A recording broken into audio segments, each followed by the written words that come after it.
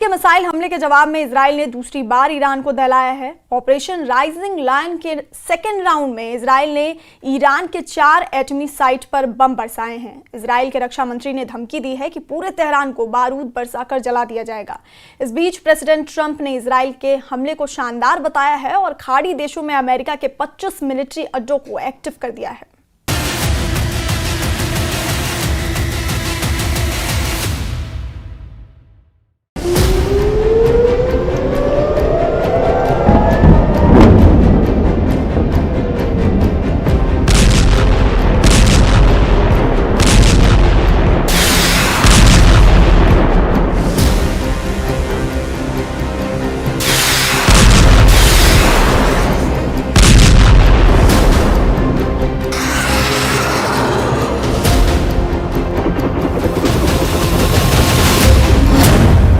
दिन का युद्ध, 4 एटमी अड्डे खल्लास।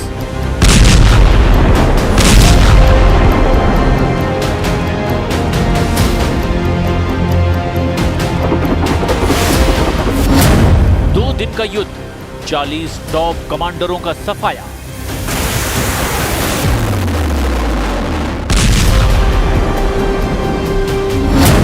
युद्ध का तीसरा दिन, ईरान में बारूदी कयामत।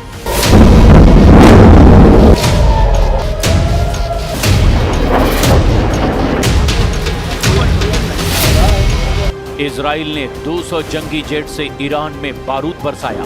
जवाब में ईरान ने 200 बैलिस्टिक मिसाइलों की बौछार की।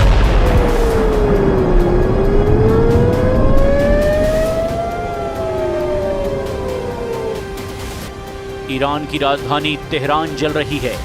ऑपरेशन राइजिंग लायन का सेकेंड राउंड ज्यादा विनाशकारी है।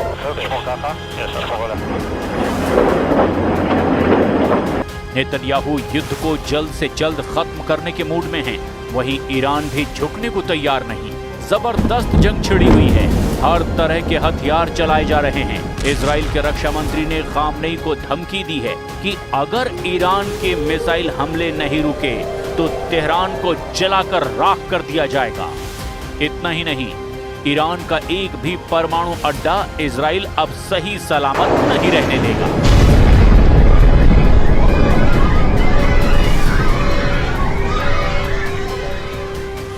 ईरान के मिसाइल हमले के जवाब में इजराइल ने जैसा पलटवार किया है वो बेहद खौफनाक है।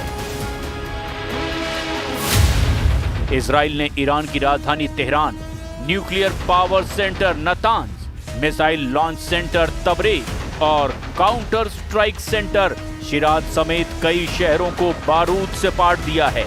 एपी की रिपोर्ट के मुताबिक ईरान की सरकारी न्यूज एजेंसी ने दावा किया है कि फोर्डो एटमी प्लांट के पास 2 धमाके हुए हैं। जानकारी के मुताबिक ईरान का ये न्यूक्लियर ठिकाना जमीन के सैकड़ों मीटर नीचे है। इसके अलावा इजराइल ने दावा किया कि उसने एस्फान में ईरानी परमाणु सेंटर पर हमला किया है।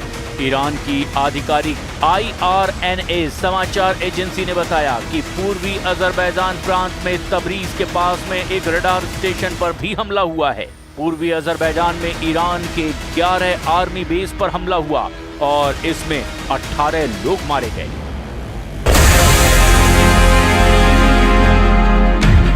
इजराइल के हमले में शनिवार की दोपहर तक 78 लोगों के मारे जाने की जानकारी सामने आई, जिसमें ज्यादातर ईरान की सेना के टॉप कमांडर्स शामिल हैं। कई न्यूक्लियर वैज्ञानिकों को भी इजराइल ने मार डाला है। इजराइल 200 फाइटर जेट से ईरान को बारूदी धमाके से दहला रहा है। इजराइल की सेना के प्रवक्ता ने बताया कि उन्होंने ईरान के नतांज परमाणु प्रोग्राम को तबाह कर डाला है। नतांज को नेस्त नाबूद करने के बाद इजराइल काफी हद तक ऑपरेशन में सफल माना जा रहा है।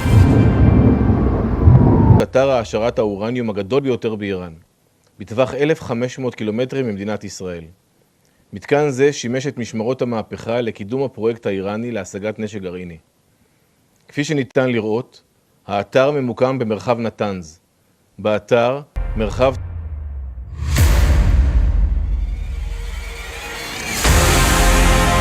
ईरान में बारूदी कोहराम मचाने के बाद भी इजराइल ने ऐलान किया है कि ये तो सिर्फ ट्रेलर है।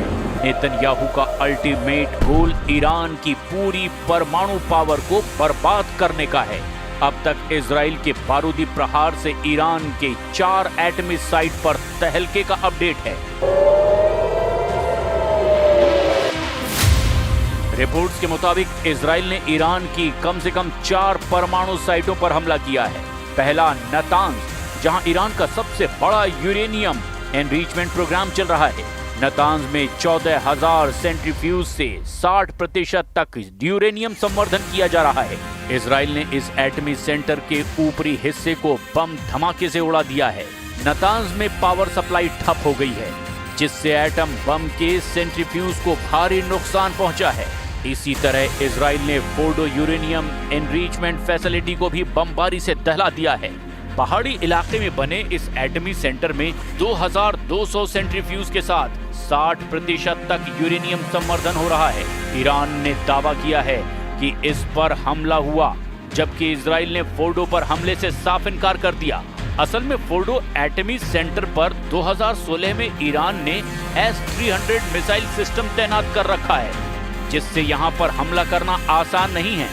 उधर एस्फान न्यूक्लियर साइट पर भी ईरान ने हमले का आरोप लगाया, जबकि इजराइल ने इसकी पुष्टि नहीं की है।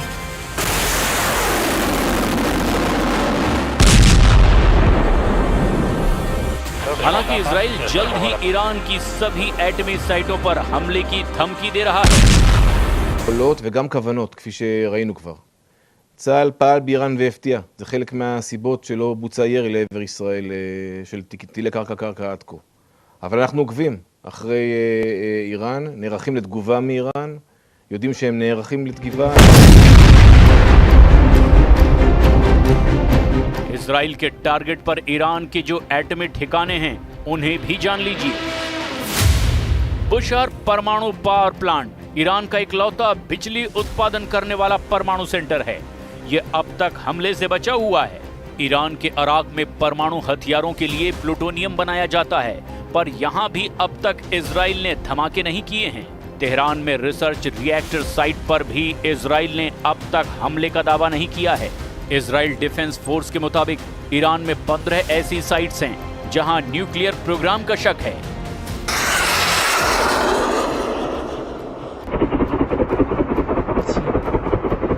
ये सब के सब नेतन्याहू के टारगेट पर हैं। इस बार नेतन्याहू किसी भी तरह रहम करने को तैयार नहीं हैं। प्रेसिडेंट ट्रंप ने भी खामनेई को यही मैसेज भेजा था कि ज्यादा देर करना ईरान के लिए घातक साबित हो सकता है।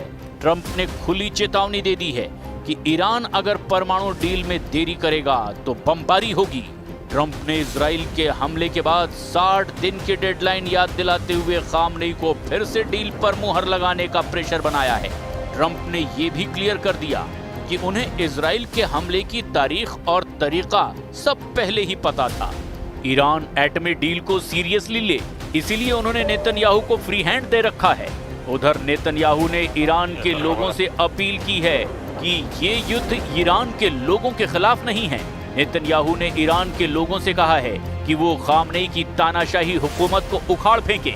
नेतन्याहू ने इजराइल की दोस्ती का इतिहास भी याद दिलाने का दांव चल दिया है। And the nation of Israel have been true friends since the days of Cyrus the Great. And the time has come for you to unite around your flag and your historic legacy by standing up for your freedom from an evil and oppressive regime.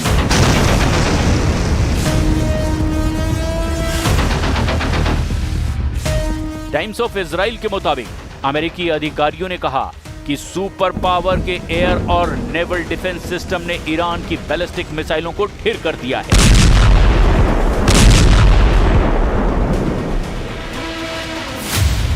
खाड़ी में America की patriot missile system और terminal high altitude air defence system तैनात है। पूर्वी भूमध्य सागर में नौसेना के विध्वंसक ने भी इजराइल की ओर बढ़ रही ईरानी मिसाइलों को मार गिराया है। ईरान के हमलों के जवाब में यूएस नेवी की बैटलशिप एक्शन मोड में दिखाई दे रही है। इसके साथ ही यूएस एयरफोर्स के जंगी जेट पूरे इलाके की गश्त कर रहे हैं। मौजूदा वक्त में खाड़ी देशों में अमेरिका के 40,000 से ज्यादा सैनिकों की तैनाती है।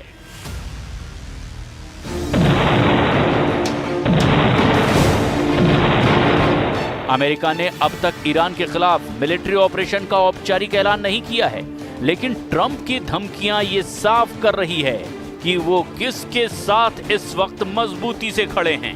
ऐसे में अमेरिका को युद्ध में सीधे आने में देर भी नहीं लगेगी। फिलहाल सुपर पावर इजराइल को पूरी छूट देकर ईरान को सबक सिखाने का मौका दे रहे हैं। इसके लिए इजराइल नए तरीके से ईरान पर हमले का मिशन ऑन कर चुका है। जंगी जेटों के बाद ईरान पर इजराइल की डॉल्फिन क्लास सबमरीन का तूफानी हमला हो सकता है। इजराइल की डॉल्फिन क्लास पनडुब्बियां साइज में जितनी बड़ी हैं, उतना ही साइलेंट अटैक करती हैं। डॉल्फिन क्लास सबमरीन का साइलेंसिंग सिस्टम और स्टेल्थ डिजाइन इन्हें सबसे घातक बनाता है। ये पनडुब्बी कई ऐसे हाईटेक सिस्टम से लैस है जो किसी भी दुश्मन की जागती आंखों को भी चकमा दे सकते हैं। AIP तकनीक यानी एयर इंडिपेंडेंट प्रोपल्शन से पनडुब्बियां सतह पर आए बिना ही कई दिन तक पानी के नीचे रहकर हमला कर सकती हैं। इजराइल डॉल्फिन क्लास पनडुब्बी से ईरान के खिलाफ गुप्त ऑपरेशन शुरू करने का सिग्नल दे चुका है। इजराइल जैसी तैयारी कर रहा है, ईरान भी उतने ही सधे प्लान बना रहा है। सुप्रीम लीडर अली खामनेई ने ईरान के सैन्य बल को ऑर्डर दिया है कि ये युद्ध ईरान जैसा चाहेगा उसी तरह खत्म करेगा। خطای بزرگی کرد، غلطی کرد و عواقب او رو بیچاره خواهد کرد به توفیق علم. ईरान को इजराइल से युद्ध जीतना है तो उसे अमेरिका से निपटना होगा। सुपर पावर के मिलिट्री बेस जब तक एक्टिव हैं, ईरान ये युद्ध जीत नहीं सकता। मुमकिन है खामनेई ने ट्रंप को झटका देने का वॉर प्लान भी बना रखा है। ईरान के रेवोल्यूशनरी गार्ड अमेरिका के जिन बेस को निशाना बना सकते हैं, उन्हें भी जरा देख लीजिए। अल उदीद एयरबेस, कतर। खाड़ी देशों में अमेरिका का सबसे बड़ा सैन्य अड्डा, जिसे यूएस सेंट्रल कमांड का हेडक्वार्टर कहा जाता है। अल उदीद एयरबेस साल 1996 में बनाया गया। 24 हेक्टेयर में फैले इस बेस में लगभग 100 जंगी जेट और ड्रोन का बेड़ा तैनात है। एयरबेस पर 10,000 सैनिकों की मौजूदगी है। खाड़ी के सभी देशों में ऑपरेशन इसी बेस से सेंट्रल कमांड से चलाया जाता है। ईरान को तबाह करने के लिए सुपर पावर का यही एयरबेस ही काफी है। इसीलिए सबसे पहले यही ईरान पर धमाके शुरू कर सकता है। इसके बाद ईरान के टारगेट पर बहरीन में यूएस नेवी बेस होगा। Naval support activity NSA Bahrain, अमेरिकी नौसैनिक अड्डा जिसे पहले ब्रिटिश रॉयल नेवी इस्तेमाल करती थी, ये बहरीन में HMS जुफेयर की साइट पर बना है। नेवी बेस में 9,000 सैनिकों की तैनाती मुमकिन है। इसे यूएस नेवी के 5वें बेड़े का सेफ हाउस कहा जाता है, जहां अमेरिकी नेवी के सभी जंगी लड़ाके तैनात रहते हैं। कुवैत में बना अमेरिकी अड्डा भी ईरान के लिए बड़ा खतरा है, जिसे कैंप आरिफ जान नाम से जाना जाता है। कैंप आरिफ जान कुवैत से 55 किलोमीटर दक्षिण पूर्व में मौजूद है।